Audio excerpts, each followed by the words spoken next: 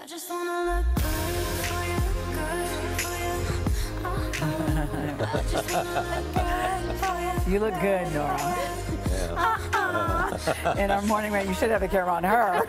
In our morning round, sizing up calorie You're just counts. Just over a year from now, the Affordable Care Act will force big restaurant chains to include nutrition labeling on their menus.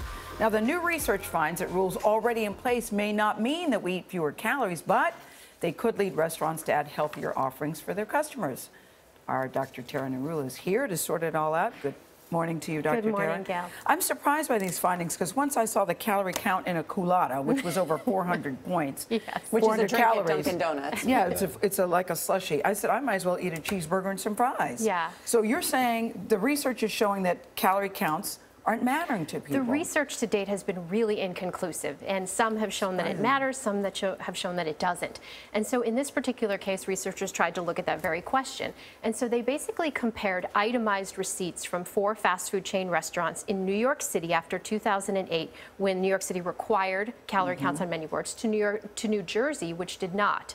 And they did this in 2008 and in 2014. And what they found is that there was no difference in the calories purchased. There was no difference in the amount of times that people visited the fast food restaurants. And in fact, the calories consumed by these purchases went up over time from 2008 to 2014. But could the argument be made if you're going to a fast food restaurant, you're not interested in calorie counting anyway? Yeah. I think that's definitely one of the arguments. And certainly there are limitations to this type of research. You know, it only looks, this particular study only looked at urban fast food chains, primarily low-income, high-minority populations. They couldn't tell what the people did after they left. So did they go and exercise? Did they cut back on their calories later in the day? It only looked at calories purchased. It didn't look at the calories consumed.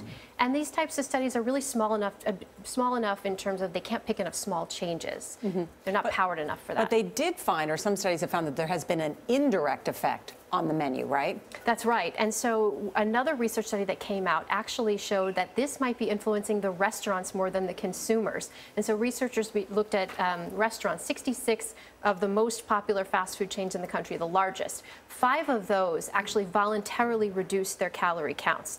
And those that voluntarily reduced it, on average, the items had 140 less calories than those that did not display their calorie counts. So this argues that the restaurants might be helping the consumers. The consumers don't actually have to change their behavior, but end up eating more healthy because of what the restaurants are doing. Really interesting. Thank you. Thank you. Thank you, Doctor.